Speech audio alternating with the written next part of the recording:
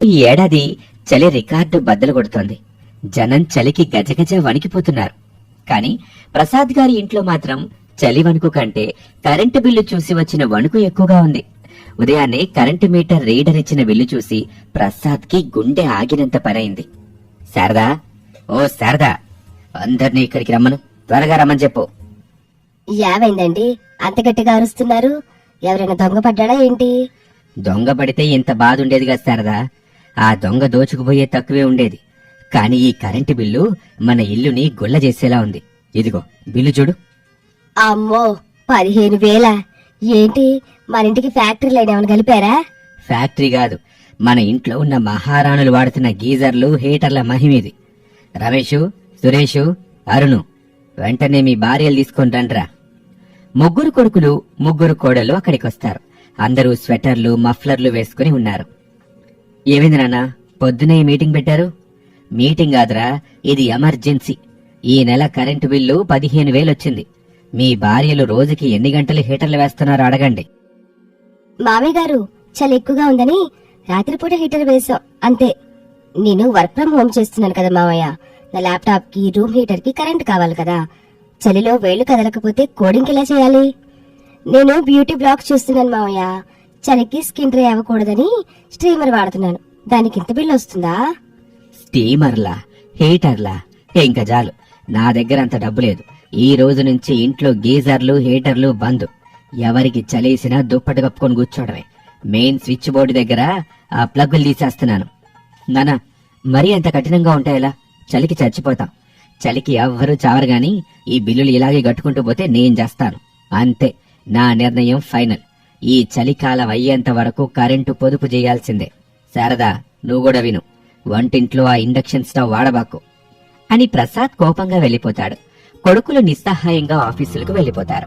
ముగ్గురు కోడళ్లు, శారద హాల్లో మిగిలిపోతారు. ఇక మధ్యాహ్నం హీటర్లు లేక ఇల్లు చాలా చల్లగా ఉంది.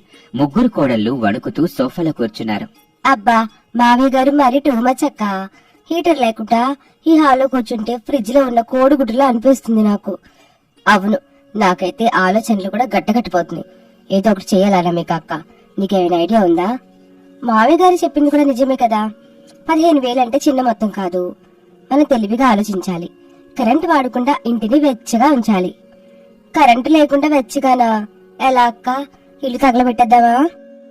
నోరు మియ్య వ్యాంజలి, ఇల్లు తగలబెట్టడం కాదు, బొర్రకు పొదును పెట్టండి. మిమ్మల్ని తెలివైన కోడలని ఊరంతా అనుకుంటారు.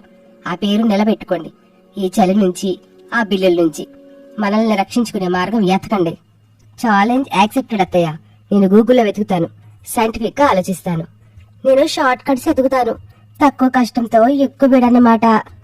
నేను మన అమ్మమ్మల కాలం నాటి పద్ధతులు ఏమైనా ఉన్నాయేమో చూస్తాను. ఆ మధ్యాహ్నం ముగ్గురు కోడళ్లు తమ తమ గదుల్లోకి హీటర్లు లేకుండానే వెళ్లి తీవ్రంగా ఆలోచించటం మొదలుపెట్టారు. సాయంత్రం అయ్యేసరికి వారి ముఖాల్లో ఒక వెలుగు కనిపించింది. సాయంత్రం ప్రసాద్ ఆఫీస్ పనులు ముగించుకుని ఇంటికొచ్చాడు. ఇల్లు మామూలుగానే ఉంది, కాని ఎందుకో కొంచెం వెచ్చగా అనిపించింది. ఏమే శారదా, నేను హీటర్లు బంద్ చేయమన్నానుగా, కాని ఇల్లు కొంచెం వెచ్చగా ఉందేంటి? మళ్ళీ హీటర్లు ఆన్ చేశారా? లేదండి, మీ మాట జవదాటమా? చూడండి, ప్లగ్లను తీసే ఉన్నాయి. మరి ఈ వెచ్చదనం ఎక్కడిది? అప్పుడే అనామిక, అవని, అంజలి ముగ్గురు అక్కడికొస్తారు. ముగ్గురు చిరునవ్వుతూ ఉంటారు. మామయ్య గారు, కరెంటు వాడకుండా ఇంటిని వెచ్చగా ఉంచే బాధ్యత మాది. రండి, చూపిస్తాం. అనామిక హాల్ మధ్యలో ఉన్న టేబుల్ మీద ఒక పెద్ద మట్టి కుండను చూపిస్తుంది. ఆ కుండ బోర్లించి ఉంది. దాని కింద ఒక చిన్న పళ్ళెంలో 4 కొవ్వొత్తులు వెలుగుతున్నాయి. కుండ పైన చిన్న రంధ్రం ఉంది. ఏంటమ్మా ఇది? కుండ కింద కొవ్వొత్తులా? అవును మావయ్య, ఇది టెర్రకోట హీటర్. ఈ మట్టి కుండ కొవ్వొత్తుల వేడిని గ్రహించి దాన్ని నెమ్మదిగా గదంతా వ్యాపింపచేస్తుంది. ఇది మా అమ్మమ్మ చిట్కా. దీనికి కరెంట్ అక్కర్లేదు, కేవలం 4 కొవ్వొత్తులు చాలు. గదిలో ఉష్ణోగ్రత 5 డిగ్రీలు పెరుగుతుంది. ప్రసాద్ ఆశ్చర్యంగా దాని దగ్గరికి వెళ్లి చేయి పెట్టి చూస్తాడు. అరే, నిజమే, కుండ దగ్గర మంచి సెగొస్తుంది. భలేగుందమ్మా నీ ఐడియా. మావయ్య గారు, నా ఐడియా కూడా చూడండి. కిటికీల వైపు చూడండి అని అవని కిటికీలకు థర్మల్ కవర్ అతికించింది చూపిస్తుంది. దాని మీద మందపాటి కట్టెలు కూడా ఉన్నాయి. మావయ్య, గాజు కిటికీల నుంచి వేడి బయటకు పోతుంది, చలి లోపలికి వస్తుంది. నేను ఈ థర్మల్ కవర్ అతికించడం వలన అది బయట చలిని లోపలికి రానివ్వదు. అలానే గదిలో ఉన్న వేడిని బయటికి పోనివ్వదు. దీనివల్ల రూమ్ టెంపరేచర్ స్థిరంగా ఉంటుంది. ఇది ఫిజిక్స్. ఓహో, థర్మల్ కవర్ తో ఇంత పనుందా? తెలివైన దానివి అవని. మరి అంజలి ఏం చేసింది? అప్పుడే అంజలి 2 చిన్న చిన్న కలర్ బల్బుల్ని తీసుకుని అక్కడికి వచ్చింది. మావయ్య గారు, నా ఐడియా కలర్ బల్బ్స్. కలర్ బల్బులా? దాంట్లో ఏముందమ్మా ప్రత్యేకత? మావయ్య, ఇవి సాధారణ బల్బ్స్ కావు. ఈ కలర్ బల్బ్స్ అధికంగా హీట్ ని ప్రొడ్యూస్ చేస్తాయి. వీటి వలన ఇంట్లో లైటింగ్ తో పాటు వెచ్చదనం కూడా వస్తుంది. వావ్, గుడ్ ఐడియా అమ్మా. చూసారండి, నా కోడల్లో హీటర్ లేకపోయినా ఇన్ని ఎట్టా మార్చేశారో. ఒప్పుకున్నాను, ముగ్గురు గ్రేట్ అని. కానీ రాత్రికి పడుకునేటప్పుడు చలేస్తే ఏం చేస్తారు? దానికి కూడా మా దగ్గర ప్లాన్ ఉంది మావయ్య. ఈ రోజు రాత్రి భోజనంలో చలికాలం స్పెషల్ మెనూ ఉంటుంది. ఆ ఆహారం తింటే బాడీలో హీట్ అదే పడుతుంది. ఇక రాత్రి భోజనం చేసే సమయం. డైనింగ్ టేబుల్ మీద రకరకాల వంటకాలున్నాయి. రమేష్, సురేష్, అరుణ్ ఆఫీస్ నుంచి వచ్చి ఆకలితో కూర్చున్నారు. అమ్మా, హీటర్లు లేకపోయినా ఇంట్లో బానే ఉంది, కానీ ఆకలేస్తుంది. ఎందుకు ఏముండారు? ఈ రోజు స్పెషల్ ఉలవచారు, నువ్వుల పచ్చడి, రాగి సంకటి, మిరియాల రసం. ఏంటదినా, అన్నీ ఘాటుగా ఉండేవేనా? అవును సురేష్, చలికాలంలో నువ్వులు, ఉలవలు, మిరియాలు తింటే శరీరం లోపల నుంచి వేడెక్కుతుంది. అప్పుడు బయట చలి మనల్ని ఏం చేయదు. అరుణ్, నీకు స్పెషల్ గా అల్లం పచ్చడి కూడా ఉంది. తిను, రేపు జిమ్ లో బరువులెత్తడానికి శక్తి వస్తుంది. అబ్బా, నోరు మండిపోతుంది, కానీ కడుపులో ఏదో హీటర్ ఆన్ చేసినట్టే ఉంది. సూపర్ ఐడియా వదినా. చివరగా డెజర్ట్ కూడా ఉంది. పల్లి పట్టి, బెల్లం, వేరుశెనగ, గుండెకి ఒంటికి బలం. ఆ రాత్రి అందరూ కడుపు నిండా ఆ వేడివేడి ఆహారాన్ని తిన్నారు. అనామిక చెప్పినట్టుగానే ఆ ఘాటైన బలమైన ఆహారం వల్ల ఎవరికీ చలి అనిపించలేదు. రమేష్, సురేష్, అరుణ్ తమ భార్యల తెలివితేటల్ని మెచ్చుకున్నారు. ఇక మరుసటి రోజు ఉదయం ఊరంతా గజగజ వణుకుతుంది. అప్పుడే పక్కింటి రామక్క శారద ఇంటికి వచ్చింది. శారద గారు, ఏంటి మీ ఇల్లు ఎంత ప్రశాంతంగా ఉంది? మా ఇంట్లో అయితే హీటర్లు వేసినా చలి తగ్గట్లేదు. పైగా కరెంటు బిల్లులు తడిసి మూపడైపోతున్నాయి. మీరేమో హీటర్ లేకుండా ఎట్టా ఉంటున్నారు? ఏది నా కోడల మహాత్య రామక్క, వాళ్ళు నేచురల్ హీటర్లు తయారు చేశారు. అవునా? ఏంటి, మాకు కూడా చెప్పండి, కాస్త పుణ్యం ఉంటుంది. అప్పుడే అంజలి అక్కడికి వస్తుంది. ఊరికే చెప్తే ఎలా పిన్ని గారు? మా ఐడియాలకు పేటెంట్ రైట్స్ ఉన్నాయి. పేటెంటా అంటే డబ్బులు ఇవ్వాలా? డబ్బులు కాదు గాని మేము ఒక చిన్న వింటర్ కిట్ అమ్ముతున్నాం. అందులో ఒక మట్టి heater, colour bulbs, thermal cover, ఒక డబ్బా నువ్వుల లడ్డూలు. ధర కేవలం 500 రూపాయలే. 500 మా కరెంటు బిల్లు వేలలో వస్తుంది. 500కి చలి తగ్గుతుందంటే ఇప్పుడే కొంటాను. ఒక కిట్ ఇవ్వండి. రామక్క వెంటనే ఆ కిట్టి తీసుకుని వెళ్ళింది. సాయంత్రానికల్లా ఊళ్ళో ఈ విషయం పాకిపోయింది. శారద గారి కోడళ్లు చలిని మాయం చేసే యంత్రాలు అమ్ముతున్నారు అని పుకారు షికారు చేసింది. జనం తండోపతండాలుగా రావటం మొదలుపెట్టారు. సాయంత్రం శారద ఇంటి ముందు జనమంతా క్యూ కట్టారు. అనామిక, అవని, అంజలి బిజీగా ఉన్నారు. అమ్మా అనామిక, మా ఆయనకి ఆస్తమా ఉంది, చలికి దగ్గుతున్నారు. మీ దగ్గర ఏమైనా మందు ఉందా? మందు కాదు గాని ఈ సొంటి కాఫీ పొడి తీసుకెళ్ళండి. ఇందులో తులసి, మిరియాలు, సొంటి కలిపాను. రోజుకు 2 సార్లు తాగితే ఉపశమనంగా ఉంటుంది. అమ్మా అవని, మా ఇంట్లో కిటికీల నుంచి గాలి వచ్చేస్తుందమ్మా, ఏం చెయ్యాలి? ఇదిగోండి ఈ ఇన్సులేషన్ కిట్. ఇందులో థర్మల్ షీట్స్ ఉన్నాయి. వీటిని కిటికీలకు అతికించండి, చలి లోపలికి రాదు. నేను యూట్యూబ్ లో చూసి తయారు చేయించాను. అమ్మా అంజలి, రాత్రిళ్ళు రూము చల్లబడి నిద్ర పట్టడం లేదు. ఇదిగోండి కలర్ బల్బ్స్. వీటిని మీ రూమ్ లో పెట్టుకోండి. లైట్ ఆన్ చేసిన 10 నిమిషాలకి మీ రూమ్ వెచ్చబడుతుంది. అప్పుడు మీకు హాయిగా నిద్ర పడుతుంది. ఇక ప్రసాద్ బయట కుర్చీలో కూర్చొని డబ్బులు తీసుకుంటూ ఉంటాడు. ఆ వరుసలో రండి, వరుసలో అందరికీ దొరుకుతాయి. స్టాక్ ఉంది, కంగారేమీ లేదు. చూసావరా, మన భార్యలు కరెంటు బిల్లు తగ్గించమంటే ఏకంగా బిజినెస్ స్టార్ట్ చేశారు. అవునన్నయ్య, 15,000 బిల్లు కట్టడానికి భయపడ్డావు. ఇప్పుడు రోజుకి 5,000 లాభం వస్తుంది. వీళ్ళ తెలివికి దండం పెట్టాలరా బాబు. ఒక వారం తర్వాత వీళ్ళ వ్యాపారం జోరుగా సాగుతుంది. అయితే ఆ ఊరి కరెంట్ ఆఫీసర్ జనార్దన్ కి ఇదంతా ఆశ్చర్యంగా అనిపించింది. శారద గారి ఇంటి కరెంటు బిల్లు సడన్ గా ఎందుకు తగ్గిపోయిందో అని అనుమానం వచ్చింది. శారద గారి ఇంట్లో మీటర్ చెక్ చేయండి, వాళ్ళు బైపాస్ ఏమైనా వాడుతున్నారేమో అని సందేహంగా ఉంది. అంత పెద్ద ఇల్లు, రోజుకి 5 యూనిట్లు కూడా తిరగటం లేదు. ఖచ్చితంగా ఏదో మోసం జరుగుతుంది. మరుసటి రోజు ఉదయం కరెంట్ ఆఫీసర్లు రైడ్కి వచ్చారు. జనమందరూ గుమిగూడారు. ప్రసాద్ గారు, మీ ఇంట్లో కరెంటు దొంగతనం జరుగుతుందని మాకు అనుమానం. మీటర్ ట్యాంపర్ చేశారా? ఏం మాట్లాడుతున్నారు ఆఫీసర్ గారు?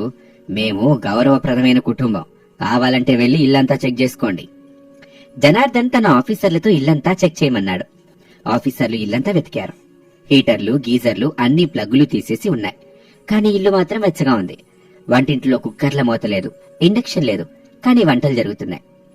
సార్, హీటర్లు ప్లగ్లు తీసేసినాయి సార్, కానీ గదుల్లో ఏదో మట్టి కుండలున్నాయి. వాటి దగ్గర వేడొస్తుంది. మట్టి కుండలా? ఏంటయ్యి? అవి eco friendly heaters sir. Current వాడకుండా వేడినిచ్చే టెక్నాలజీ. మేము కవ్వొత్తులు బొగ్గులు వాడుతున్నాం సార్. అందుకే కరెంట్ బిల్ తగ్గింది. దొంగతనం చేయలేదు, తెలివిని వాడాం. కావాలంటే మీకు కూడా ఒక కిట్ ఇస్తాం సార్, డిస్కౌంట్ లో. నిజంగానా? కరెంటు లేకుండా ఇల్లు వెచ్చగా ఉందా? అద్భుతం. మీ తెలివితేటలకు మెచ్చుకోవాల్సిందే. సారీ ప్రసాద్ గారు, నా అనుమానం తప్పే.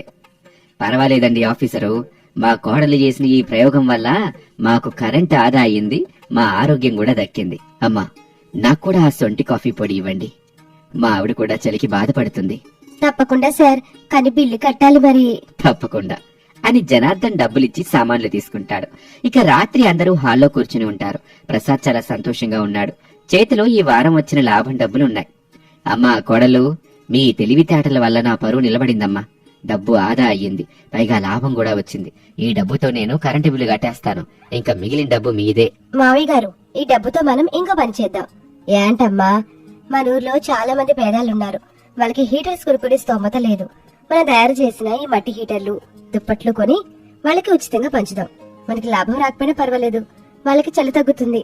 అవును మావయ్య, మనం బిజినెస్ చేసింది అవసరం కోసం. ఇప్పుడు ఆ అవసరం తీరింది, ఇక సేవ చేద్దాం. మీ మనసు ఎంత గొప్పదో మీ ఆలోచనలు చెప్తున్నాయి. మన ఇంటి కోడలు తెలివైన వాళ్లే కాదు, మంచి మనసున్న వాళ్ళు కూడా.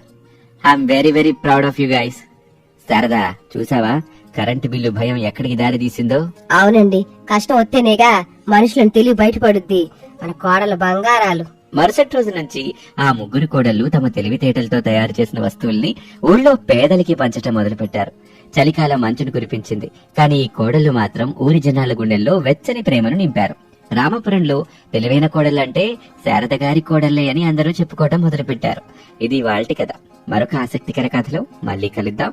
అంతవరకు సెలవు, నమస్తే.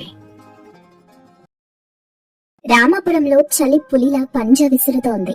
ఆ ఊరి జనం చలికి గజగజ వణికిపోతున్నారు. ఆ ఊళ్ళోనే ఉండే శారదా ప్రసాద్ల ఇల్లు ఉదయాన్నే దగ్గు శబ్దాలతో మారుమోగుతుంది. ప్రసాద్ కి చలి అస్సలు పడటం లేదు. అబ్బబ్బబ్బా, ఏంటో ఈ చలి, ఎముకలు కొరికి పారేస్తోంది. దగ్గి దగ్గి ప్రాణం పోయేలాగుంది. శారదా, అవే నీళ్ళిలా ఇవ్వు. నేను మొత్తుకుంటూనే ఉన్నాను, సాయంత్రం వేళ చల్లని గాలిలో బయట తిరగకండి అని. నా మాట వింటేగా. ఇప్పుడు చూడండి దగ్గు జలుబు ఎలా పట్టుకున్నాయో. అబ్బా, ఆపవే నీ గోల. చలికాలం అన్నాక చలేయక ఎండ కొడుతుందా? అయినా నా ఆరోగ్యం గురించి నా కొడుకులకు కోడళ్లకు లేని బాధ నీకెందుకో? వాళ్ళు చూడు ఎంత హాయిగా నిద్రపోతున్నారో. ఆళ్లననటం ఎందుకులేండి, పొద్దున్నే లేచి ఎవరి పనుల్లో వాళ్ళున్నారు. అనామిక వంటగదిలో ఉంది. అవని అంజలి ఇప్పుడే లేచారు. అప్పుడే అనామిక వంటింట్లో నుండి ఒక చిన్న గ్లాస్ లో గోరువెచ్చని కషాయం తీసుకుని వస్తుంది. మావయ్య, ఈ కషాయం తాగండి.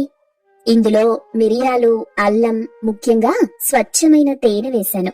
గొంతుకి చాలా మంచిది. ఓహో, తేనెనా? ఈ మధ్య స్వచ్ఛమైన తేనె ఎక్కడ దొరుకుతుందమ్మా? అంతా బెల్లం పాకమే కదా. లేదు మావయ్య గారు, ఇది మా నాన్నగారు పంపించారు. అడవి నుండి తెప్పించిన అసలైన తేనె. తాగండి, ఉపశమనంగా ఉంటుంది.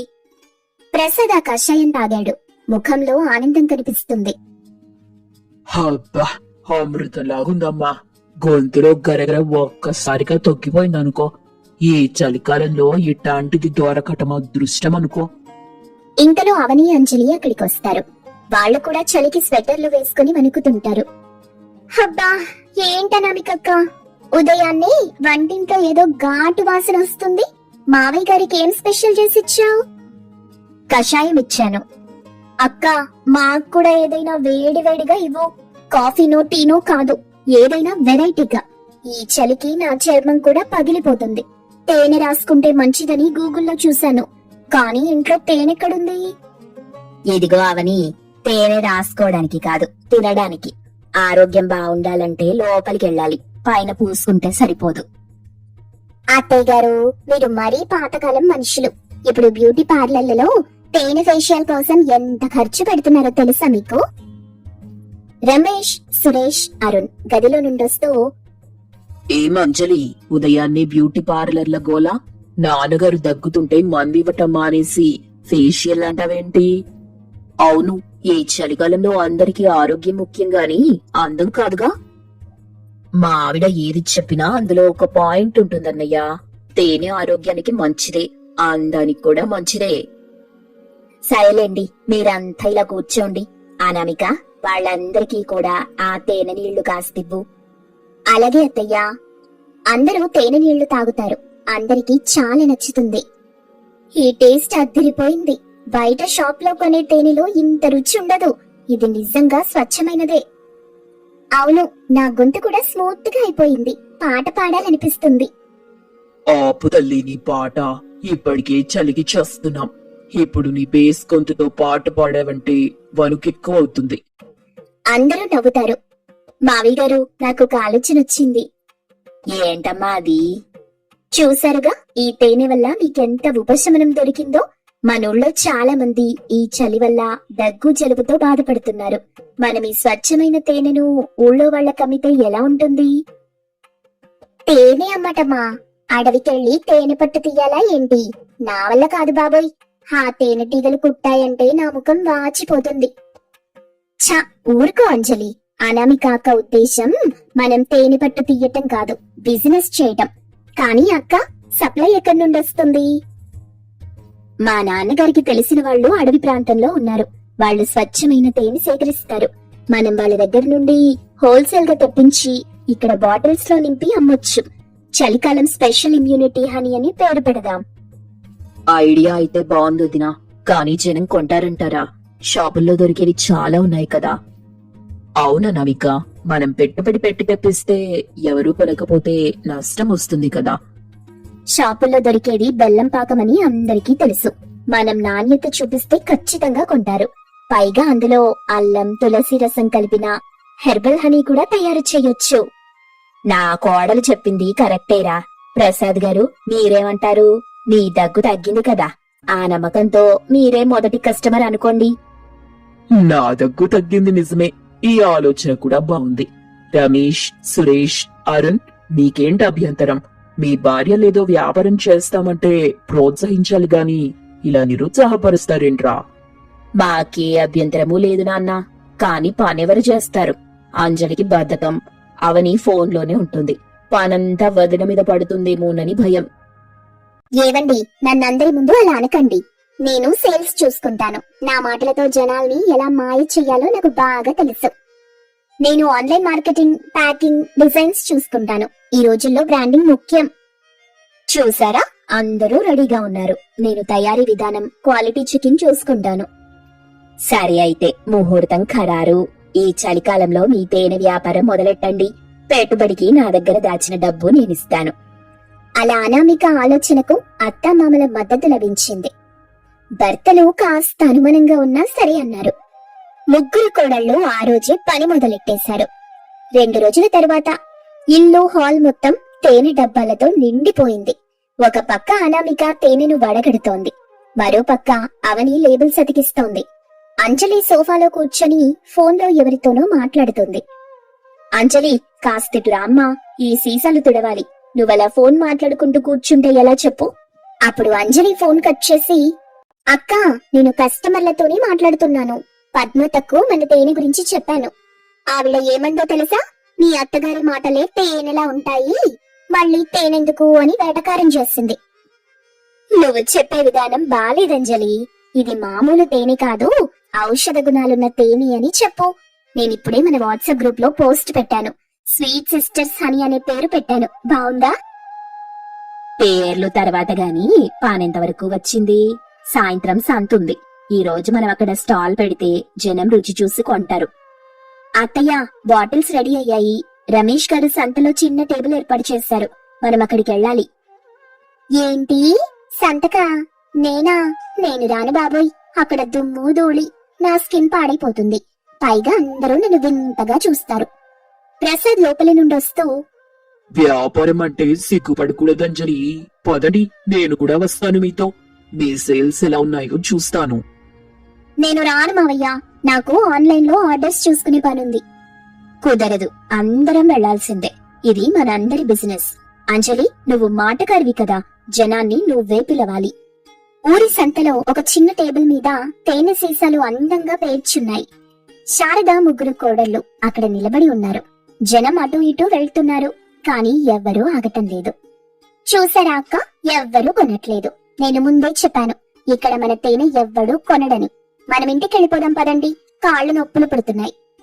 ఓపికండాలంజలి, ఇప్పుడే కదా వచ్చాం. అంజలి, నువ్వు కాస్త గట్టిగా పిలవమ్మా, నీ గొంతు బాగుంటుంది కదా. సరే చూడండి, నా తడాక చూపిస్తాను. ఏవండి, ఓ జనం, ఇటు రండి, ఇటు రండి. మీ చలి బాధలకు చెప్పెట్టే మందు మా దగ్గరుంది.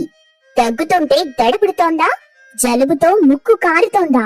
అయితే మా స్వీట్ సిస్టర్స్ హనీ తినండి. ఒక్క స్పూన్ తో మీ గొంతు కోయిలలా మారుతుంది.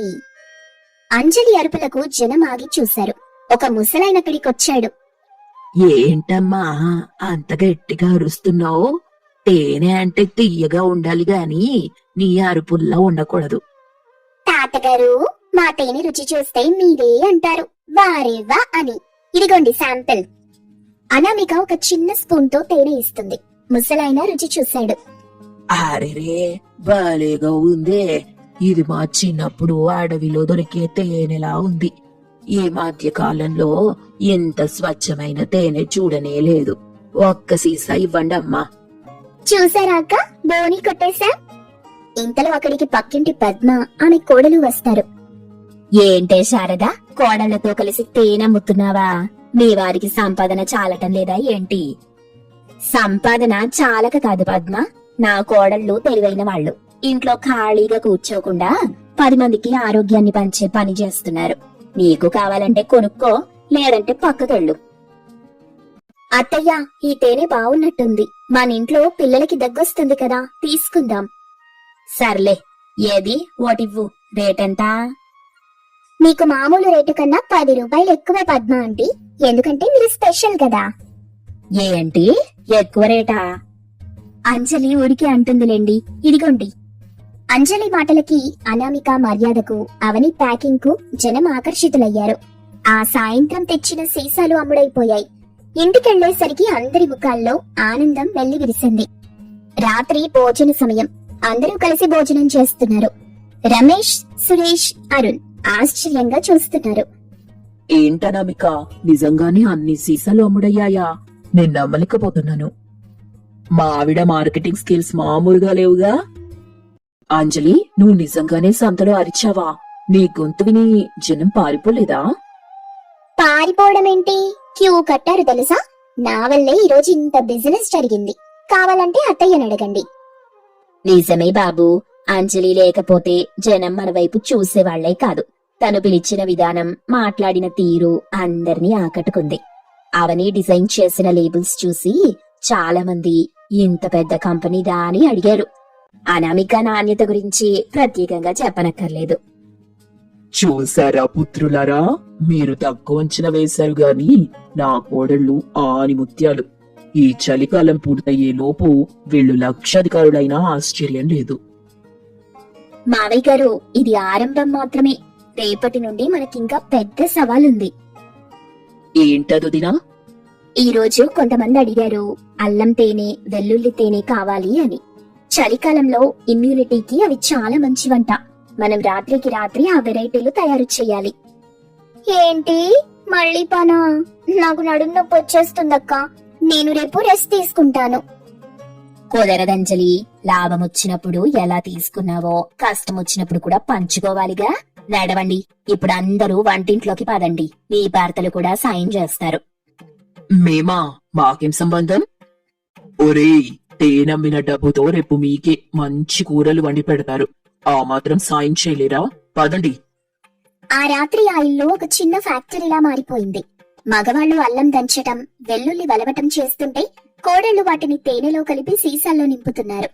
అంజలి మధ్యలో నిద్రపోతుంటే శారద వచ్చి లేపుతోంది. ఆ సందడిలో వాళ్ల మధ్య ఉన్న చిన్న చిన్న మనస్పర్ధలు కూడా మాయమైపోయాయి. కొన్ని రోజుల తరువాత బిజినెస్ జోరుగా సాగుతుంది. అయితే ఊళ్ళో ఉన్న ఒక తేనె షాప్ యజమాని రంగారావుకి ఇది నచ్చలేదు. అతని షాప్ లో ఉన్న కల్తీ తేనె ఎవ్వరూ కొనట్లేదు. రంగారావు తన పనివాడితో, రేయ్, ఆ శారద కోడళ్ళు ఏం మాయ చేస్తున్నారో గాని మన తేనె సీసాల మీద దుమ్ము పేరుకుపోతుంది. ఇట్టాగే ఉంటే మనం షాప్ మూసుకోవాల్సిందే. ఏదో ఒకటి చెయ్యాలి. ఏం చేస్తాను సామి, ఆళ్ల తేనె నిజంగానే బాగుంది. నిన్న నేను కూడా ఒడ్డుకు అన్నాను. వేద్దావా, నా ఉప్పు తింటూ వాళ్ల తేనెని పొగుడుతావా? వాళ్ల మీద ఏదో ఒక నింద వేయాలరా, అప్పుడే జనం కొనటం మానేస్తారు. మరుసటి రోజు శారద ఇంటి ముందు కొంతమంది జనం గుమిగూడి ఉన్నారు. రంగారావు కూడా అక్కడ ఉన్నాడు. ఏవండి ప్రసాద్ గారు, మీ కోడళ్ళు అమ్మే తేనెలో కల్తీ ఉందంటగా జనమంతా అనుకుంటున్నారు. ఏవయ్యా రంగారావు, నోరు అదుపులో పెట్టుకో. స్వచ్ఛమైన తేనె ఇస్తుంటే కల్తీ అంటావేంటి? నా దగ్గర సాక్ష్యం ఉందయ్యా. నిన్న మీ దగ్గర తేనె కొన్న సుబ్బయ్యకి వాంతులయ్యాయంట. ఆ సుబ్బయ్యనే పిలవండి. సుబ్బయ్య ముందుకొచ్చాడు. అతను రంగారావు మనిషి. అవునండి, నిన్న ఇళ్ల దగ్గర అల్లం తేనె కొని తాగాను. రాత్రంతా ఒకటే వాంతులు. ఇందులో ఏదో కలుపుతున్నారు ఇల్లు. నిజమేనా? పాపం సుబ్బయ్య, మనం కూడా కొన్నాంగా, మనకేమైనా అవుతుందేమో. ఆగండి సుబ్బయ్య గారు, నిన్న మీరు మా దగ్గర తేనె కొన్నది నిజమే, కానీ మీరు దాన్ని దేనితో కలిపి తిన్నారు? దేనితో ఏముంది, ఉట్టిదే తిన్నాను. అబద్ధం చెప్పకండి. నిన్న సాయంత్రం మీరు బార్ నుండి రావటం నేను చూశాను. ఫుల్లుగా తాగి ఆ మైకంలో తేనె తినుంటారు. దానికి తేనెను నిందిస్తారా? అదంతా మాకు అనవసరం. మీ తేనెలో నాణ్యత లేదు. ఇకపై ఈ ఊళ్ళో మీరు తేనె అమ్మడానికి వీల్లేదు. రంగారావు గారు, ఇదిగోండి మా ఫుడ్ సేఫ్టీ లైసెన్స్. మేం బిజినెస్ మొదలెట్టే ముందే ఆన్లైన్ లో అప్లై చేసి తెచ్చుకున్నాం. మా తేనె ల్యాబ్ లో టెస్ట్ చేయబడింది. ఇదిగో రిపోర్ట్. 100% ప్యూర్ అని రాసుంది. మరి మీ షాప్ లో తేనె సంగతి ఏంటి? దానికి లైసెన్స్ ఉందా? అది సుబ్బయ్య గారు, మీకు నిజంగా వాంతులైతే డాక్టర్ దగ్గరికి వెళ్ళడం పదండి. ఆయన చెప్తారు అది తేనె వల్లనా లేక వైన్ వల్లనా అని. లేదమ్మా, అది రంగారావు గారే నన్ను ఇట్లా చెప్పమన్నారు. నాకేం కాలేదు. ఛీ, వ్యాపారం కోసం ఎంత దిగజారుతావా? శారద గారు, మీ కోడళ్ళు నిజాయితీ పరులండి. మాకు మీ తేనె మీద నమ్మకం ఉంది. చూసావా రంగారావు, నిజం నిప్పు లాంటిది. నా కోడళ్ళు తెలివైన వాళ్ళు. వాళ్ళని దెబ్బ కొట్టాలని చూస్తే నువ్వే దెబ్బతింటావు. క్షమించండి శారద గారు. అవని సమయస్ఫూర్తి, అనామిక ధైర్యం, అంజలి నిఘా వల్ల ఆ గండం గట్టెక్కింది. ఈ విషయం ఊరంతా తెలిసి వాళ్ల వ్యాపారం మరింత పెరిగింది. పక్క ఊళ్ళ నుండి కూడా ఆర్డర్లు రావటం మొదలైంది. 1 నెల తరువాత చలికాలం ముగిసే సమయం. హాల్లో అందరూ కూర్చుని డబ్బు లెక్క పెడుతున్నారు. ప్రసాద్ కళ్ళలో ఆనందం. అమ్మ బాబోయ్, ఎంత డబ్బా! నేను నా జీవితంలో ఇంత మొత్తం ఒకేసారి చూడలేదు. ఇదంతా మన కోడళ్ల కష్టమండి. రాత్రి పగలు తేడా లేకుండా పనిచేశారు. అబ్బా, నా కళ్ళలో కాంతులొస్తున్నాయి. ఈ డబ్బుతో నేనొక మంచి గోల్డ్ చైన్ కొనుక్కోవాలి. నేను ఒక మంచి ల్యాప్టాప్ కొంటాను. బిజినెస్ ని ఇంకా డెవలప్ చేయాలి కదా. ఆగండి, మనం ఈ డబ్బుని పంచుకోవటం కాదు, దీన్ని పెట్టుబడిగా మార్చాలి. ఏంటి? అవును, చలికాలం అయిపోతుంది. ఇక తేనె గిరాకీ తగ్గుతుంది. కానీ వేసవికాలం వస్తుంది కదా. ఇప్పుడు మనం ఈ డబ్బుతో నిమ్మకాయ పచ్చడి, వడియాల బిజినెస్ మొదలెట్టాలి. మన బ్రాండ్ నేమ్ ఎలాగో ఫేమస్ అయింది. అనామిక, నీ ఆలోచన మాత్రం అద్భుతం. ఒక్క సీజన్ తో ఆగిపోకుండా ఏడాది పొడవునా సంపాదించే మార్గం ఆలోచించావు. కాని వదిన, అంజలికి మళ్లీ పనా? ఈసారి తను ఒప్పుకుంటుందా? డబ్బులొస్తాయంటే నేను ఎండలో కూడా నిలబడతాను. అయినా వడియాలు పెట్టడం అంటే నాకు చాలా ఇష్టం. పిట్టల నుండి కాపలా కాయటం నా డ్యూటీ. నా అరుపులకి పిట్టలు కాదు కదా, విమానాలు కూడా ఆగిపోతాయి. అందరూ గట్టిగా నవ్వారు. నా కోడళ్లు తలచుకుంటే ఏదైనా సాధిస్తారు. ఒకప్పుడు ఒకరి ముఖం ఒకరు చూసుకునే వాళ్ళు కాదు. ఇప్పుడు కలిసికట్టుగా ఉండి ఇంటిని బంగారుమయంగా చేశారు. అవును శారద, చలికాలం మనకు ఆరోగ్యాన్ని ఇవ్వటమే కాదు, ఐకమత్యాన్ని కూడా ఇచ్చింది. అత్తయ్య, ఈ విజయం మీది. మీరు మాకు సపోర్ట్ చేస్తుండకపోతే ఇది సాధించే వాళ్ళమే కాదు. అవునత్తయ్య, మా తప్పుల్ని సరిదిద్ది మమ్మల్ని ప్రోత్సహించారు. అత్తయ్య, నేను మొదట్లో బద్దకించాను, కానీ ఇప్పుడు నా విలువ నాకు తెలిసింది. నేను సంపాదించగలనన్న నమ్మకం వచ్చింది. శారద కోడళ్ళని దగ్గరికి తీసుకొని, మీరు నా కూతుళ్ళేనమ్మా. మీరు సంతోషంగా ఉంటే మాకు అంతకంటే ఏం కావాలి? అలా చలికాలం ఆ కుటుంబంలో కొత్త వెలుగులు నింపింది. ముగ్గురు కోడళ్లు తమ హనీ బిజినెస్ ద్వారా కేవలం డబ్బు మాత్రమే కాదు, ఆత్మవిశ్వాసాన్ని, కుటుంబంలో ప్రేమని కూడా సంపాదించుకున్నారు. ఇప్పుడు వాళ్ళు రామాపురంలోనే కాదు, చుట్టుపక్కల జిల్లాల్లో కూడా స్వీట్ సిస్టర్స్ గా ఫేమస్ అయ్యారు.